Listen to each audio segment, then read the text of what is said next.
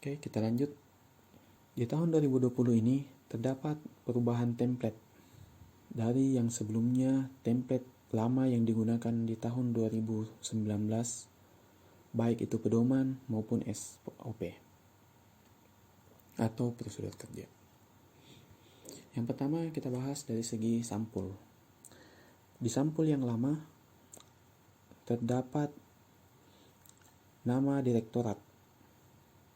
Di sampul yang baru nama direktorat itu dihilangkan. Sebagaimana gambar yang kita lihat yang diberi tanda merah. Selanjutnya untuk posisi header. Di posisi header yang sebelumnya terdapat tanggal efektif. Di header yang baru tanggal efektif dihilangkan. Hal-hal yang harus muncul di header yang pertama yaitu nomor dokumen. Nomor dokumen merupakan nomor yang dikeluarkan oleh representative QS di subholding. Untuk SBU yang tidak memiliki subholding, maka nomor dikeluarkan oleh representative QS di SBU dengan mengacu pada ketentuan penomoran yang diatur oleh holding. Yang kedua, untuk revisi, mencantumkan revisi keberapa. Yang ketiga, halaman diisi nomor halaman daftar. Halaman keberapa dari berapa halaman. Untuk lampiran tidak diberikan halaman. Catatan juga untuk bagian header. Di sebelah kiri merupakan logo subholding. Adapun untuk SBU yang tidak memiliki subholding maka memakai logo Kala Group. Dan di sebelah kanan menggunakan logo SBU yang bersangkutan. Untuk bagian footer.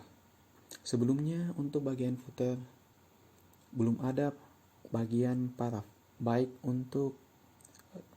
di template pedoman maupun di template SOP.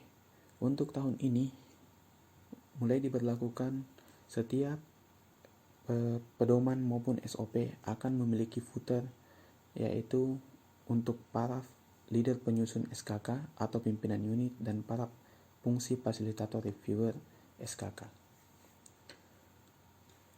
Untuk di subholding yang merupakan representatif QS, dokumen SKK-nya akan diturun untuk level SOP. Paraf leader atau penyusunnya akan tetap diparaf oleh dephead-nya. Kemudian paraf fungsi fasilitator akan dinaikkan satu tingkat ke level division head-nya. Begitu pula untuk level pedoman. Jadi ini hanya berlaku untuk representatif QS di subholding. Untuk SOP-SOP lain dari fungsi-fungsi yang lain tetap mengacu pada paraf leader atau penyusun SKK-nya. Untuk pedoman berarti division head-nya. Untuk prosedur kerja berarti di departemen head-nya. Dan di sebelah kanannya adalah fungsi fasilitator atau reviewer QS representatif di subholding. Selanjutnya, untuk kolom catatan perubahan ini template-nya masih sama dengan template yang sebelumnya. Yang berubah itu di daftar penyusun dan narasumber. Sebelumnya menggunakan kata fungsi, tetapi di template 2020 ini kata fungsi itu diganti menjadi kata subholding atau SBU. Jadi jika SKK ini berlaku di subholding, hanya di subholding, maka di penyusun di level subholding menyampaikan atau menuliskan dari subholding mana.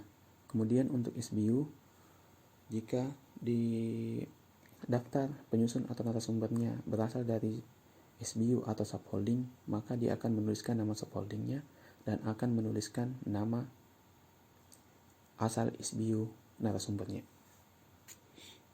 Secara garis besar, hal-hal yang berubah dalam pedoman kerja di tahun 2020 dibanding dengan tahun 2019, yang pertama itu dari segi sampul. Sebenarnya yang saya jelaskan tadi, di sampul yang lama itu masih mencantumkan nama direktorat. Sedangkan untuk sampul yang baru, nama direktorat sudah tidak dicantumkan lagi. Kemudian bagian header terdapat kolom tanggal berlaku. Di template baru kolom tanggal berlaku dihilangkan dan tanggal berlaku dipindahkan ke bawah kolom tanda tangan. Kemudian ketiga, footer. Di template lama itu tidak ada kolom paraf. Di template yang baru sudah ada kolom parafnya. Yang keempat, daftar penyusun dan narasumber. Di template lama menggunakan kata fungsi. Di template yang baru kata atau kolom fungsi diganti menjadi subholding atau SBO. Kemudian di bab umum, di template sebelumnya terdapat latar belakang. Di template yang baru latar belakang dihilangkan. Jadi langsung masuk ke tujuan. Kemudian untuk ruang lingkup, di sini tidak terlalu banyak perubahan, hanya penegasan bahwa di ruang lingkup wajib mencakup bisnis proses level 2 yang telah ditetapkan. Misalnya pedoman A, level 1 pedoman A. Kemudian terdapat 2 level 2, misalnya B dan C. Maka di ruang lingkup harus menjelaskan bahwa pedoman ini mencakup lingkup A dan B dan C. Kemudian kebijakan-kebijakan. Kebijakan-kebijakan ini juga lebih ke penegasan bahwa di kebijakan harus menjelaskan setiap proses yang ada di level 2 yang menjadi turunan pedoman terkait. Selanjutnya untuk lampiran. Di template sebelumnya masih menggunakan daftar lampiran. Sedangkan untuk di template baru atau untuk pedoman kerja sudah tidak ada lagi daftar lampiran dan lampiran dipindahkan ke sebagai lampiran prosedur kerja. Kemudian kolom tanda tangan. Di template lama dan template baru kolom tanda tangan sebenarnya sama, ada 4. Yaitu disiapkan oleh leader penyusun, diperiksa oleh atasan langsung dan PAC yang menyiapkan dokumen, disetujui oleh atasan langsung dari PAC yang menyiapkan dokumen, plus penambahan untuk bagian diperiksanya yaitu fungsi fasilitator reviewer SKK, baik itu QS holding maupun QS representatif di subholding. Sebelumnya pada SKK sebelumnya fungsi diperiksa oleh fungsi fasilitator ini belum dijelaskan lebih jauh. Kemudian untuk sistem penulisannya sendiri, pedoman kerja ini dimulai dari daftar isi, kemudian catatan perubahan, tim penyusun, dan narasumber. Untuk narasumber sendiri berisi karyawan dari cross function yang termasuk dalam aliran proses di prosedur serta memberikan masukan dan turut menetapkan SLA dalam dokumen.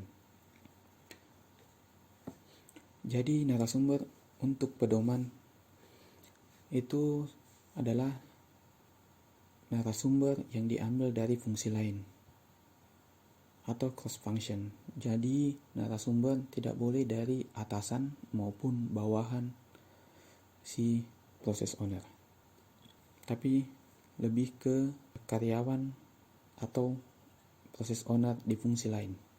Kemudian bab 1 umum dimulai dari tujuan. Tujuan ini menjelaskan untuk apa proses tersebut harus ada dan mengapa pedoman dengan judul tersebut dibuat.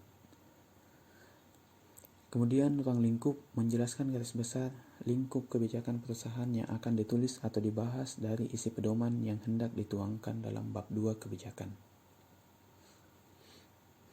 Misalnya, pedoman ini berlaku di seluruh kala grup dan mencakup proses A, B, C. Kemudian pengertian menjelaskan definisi yang spesifik atau istilah-istilah yang digunakan dalam pedoman ini.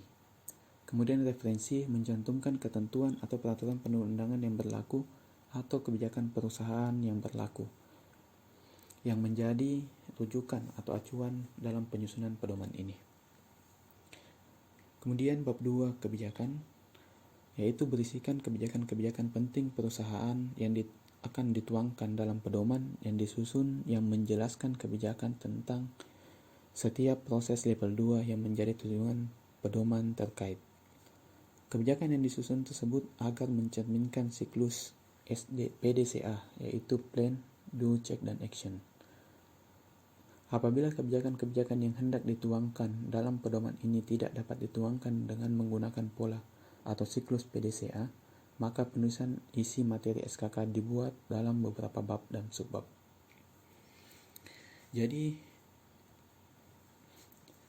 dalam bab 2 kebijakan ini akan dibagi subbabnya sesuai dengan proses level 2-nya.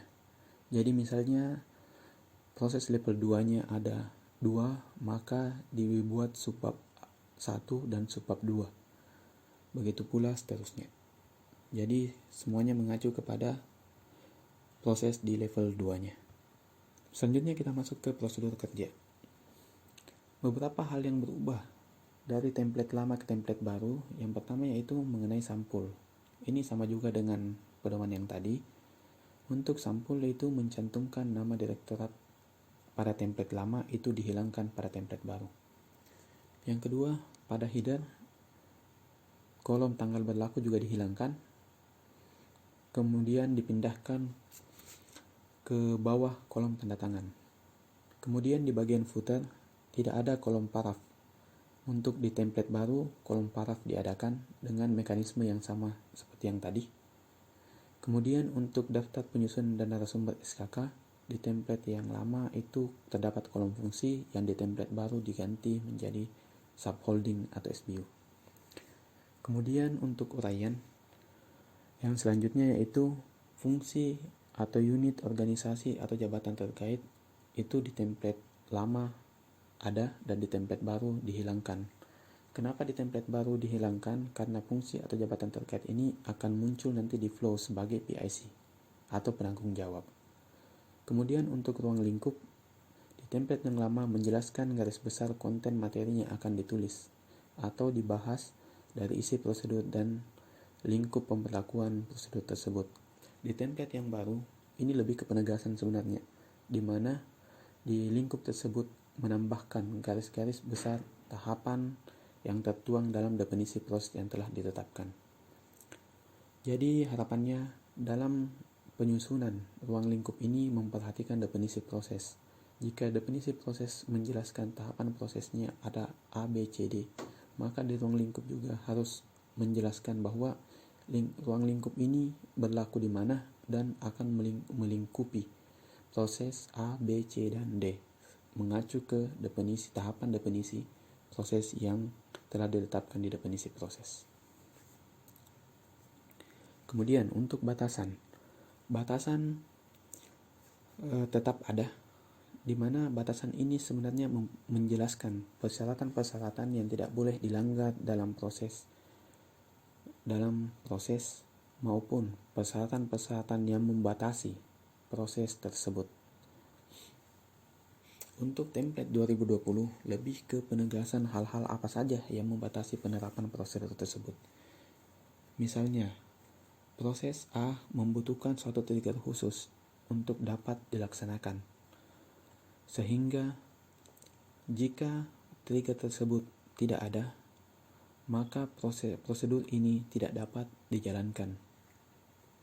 Itu boleh ditambahkan, sehingga ketika dilakukan proses asesmen nantinya, tim asesor akan melihat batasan-batasan apa sih yang ada di prosedur ini, sehingga ketika dilakukan proses asesmen yang transaksinya tidak ada misalnya, karena berkaitan dengan batasan tersebut sehingga prosedur tidak dilaksanakan, maka itu tidak akan jadi temuan dalam proses asesmen. Kemudian yang ke-8 yaitu dokumen terkait. Dokumen terkait ini di proses yang sebelumnya atau di template yang lama berfungsi menjelaskan list dokumen yang digunakan untuk mensukseskan pelaksanaan prosedur ini. Di template yang baru, poin dokumen terkait itu dihilangkan atau sebab dokumen terkait dihilangkan, tetapi dipindahkan ke flow. Artinya dihilangkan secara subbab, tetapi poinnya sebenarnya ada, hanya dipindahkan posisinya, karena dokumen terkait ini akan menjadi trigger dalam proses yang digambarkan dalam flow proses. Kemudian di prosedur itu menjelaskan narasi flow proses yang dilaksanakan dalam prosedur, disertai dengan nama jabatan, PIC, input output proses, dan SLA setiap proses dan flow proses yang menjadi lampirannya. Untuk narasi sendiri di template lama tetap ada, sedangkan di template baru narasi ini sudah tidak ada lagi. Jadi narasi subbab prosedur yang berisi narasi itu dihilangkan, dan flow proses yang sebelumnya ditempatkan di lampiran itu langsung dipindahkan ke bagian prosedur, artinya menjadi body prosedur kerja. Kemudian daftar distribusi ini yang ditambahkan juga di template baru di tahun 2020, yaitu daftar distribusi yang berisi SKK tersebut didistribusikan ke pihak mana saja. Untuk template daftar distribusi dapat dilihat pada template daftar distribusi yang akan dibagikan ke teman-teman sekalian. Adapun jika distribusi sampai dengan level cabang atau menggunakan distribusi via email, maka wajib dilakukan penandatanganan untuk tabel distribusinya kepada fungsi atau perwakilan fungsi yang ada di head office-nya. Kemudian untuk indikator dan ukuran keberhasilan. Indikator dan ukuran keberhasilan ini sebelumnya ada pointer sendiri di template yang lama. Untuk di template yang baru dipindahkan ke bagian flow process. Jadi sudah tidak ada lagi pointer sendiri untuk indikator dan ukuran keberhasilan, yaitu karena langsung mengacu ke pemenuhan input, proses, dan outputnya. Berikut contoh format kerja yang lama. Jadi dimulai dari prosedur, kemudian PIC di bagian atas, di samping kanan SLA. Sedangkan untuk di proses yang baru, yaitu dimulai dari PIC-nya vertikal, bukan lagi horizontal. Kemudian inputnya apa? Input yang dimaksud ini adalah apa yang menjadi trigger untuk pelaksanaan proses. Kemudian proses, yaitu langkah-langkah pelaksanaannya. Kemudian output, apa yang dihasilkan dari proses berdasarkan input yang ada. Kemudian resiko. Resiko ini adalah hal-hal apa saja yang menjadi kendala, atau kira-kira hal-hal apa saja yang akan menjadi hambatan dalam penerapan proses. Kemudian SLA. SLA ini disusun bisa berdasarkan dengan benchmark maupun dengan tinjauan dokumen. Tinjauan dokumen dimaksud adalah historical pelaksanaan proses sebelumnya. Jadi harapannya untuk SLA ini diingatkan kepada bisnis proses owner-nya tidak lagi membuat SLA berdasarkan ekspektasi, tapi ada dasar penyusunannya. Jadi ini contoh prosedur kerja. Kita ambil contoh flow monitoring penerapan proses. Untuk memudahkan juga dalam penyusunan flow ini, baiknya dimulai dari proses dulu. Diurut dulu prosesnya, kemudian masuk ke inputnya apa, kemudian ke outputnya apa, penanggung jawabnya siapa, dan resiko serta SLA-nya bagaimana. Kita ambil satu contoh, misalnya proses sosialisasi. Inputnya apa, yaitu SKK approve yang akan disosialisasikan.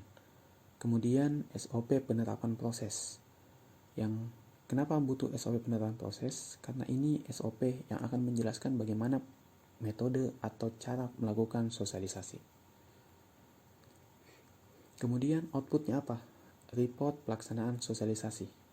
Siapa yang melakukan? Yaitu proses owner. Resiko-resikonya apa? Yang pertama itu tidak dilakukan dokumentasi pelaksanaan sosialisasi, sehingga sasarannya yang pertama melakukan sosialisasi dan ada output pelaksanaan sosialisasi itu tidak ada. Kemudian tidak seluruh target sosialisasi mengikuti kegiatan sosialisasi. Dan yang ketiga, tingkat pemahaman peserta sosialisasi yang tidak seragam. Jadi hal-hal ini yang bisa menyebabkan atau menghambat sasaran kita, yang mana yang pertama itu melakukan sosialisasi dan yang kedua menghasilkan output report pelaksanaan sosialisasi. Adapun SLA-nya yaitu selama 10 hari kerja. Jadi jelas ya Bapak Ibu. Tahapannya dimulai dari proses dulu, kemudian inputnya apa, kemudian outputnya apa, selanjutnya siapa yang mengerjakan, resikonya apa, dan SLA-nya berapa lama. Berikut notasi flowchart yang bisa digunakan di persegi panjang, kemudian lingkaran, dan lain-lain.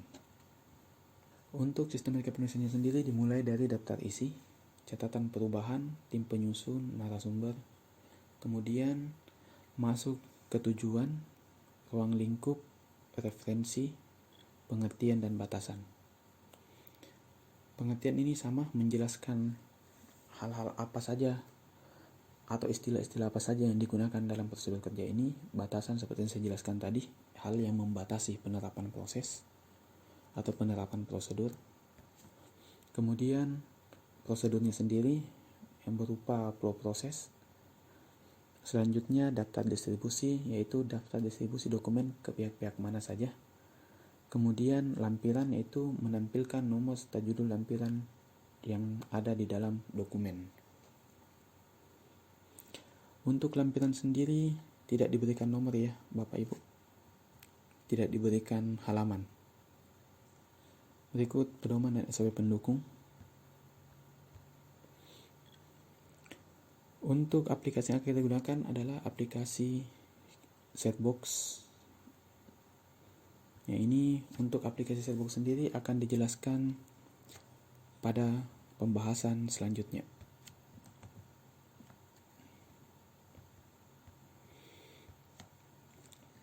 Kemudian ada juga control sheet proses review dokumen. Ini sebenarnya sebagai backup untuk sistem Setbox jika terdapat kesulitan atau trouble di sistem, maka kita lakukan backup dengan menggunakan SLA review dengan control sheet ini.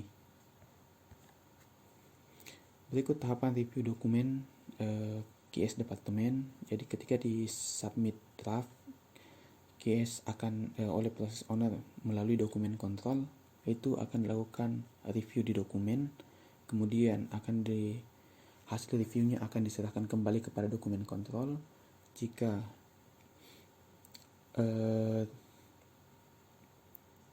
hasil reviewnya yang dilakukan oleh case analis sesuai, maka akan lanjut ke QS Dev Head. Tapi jika dari QS analis tidak sesuai, maka akan dikembalikan kepada dokumen kontrol untuk diteruskan ke proses owner, dilakukan proses revisi.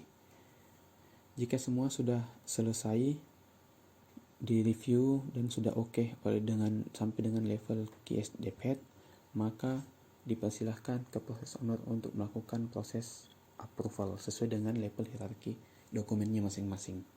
Setelah proses approval dilakukan, maka diserahkan ke dokumen kontrol untuk diserahkan kepada QS departemen untuk pemberian stempel dokumen. Selanjutnya dilakukan upload subfile dokumen oleh dokumen kontrol dan dilakukan sosialisasi oleh proses owner. Selanjutnya mengikut dengan SLA yang telah ditetapkan. Demikian untuk pembahasan pengembangan dokumen.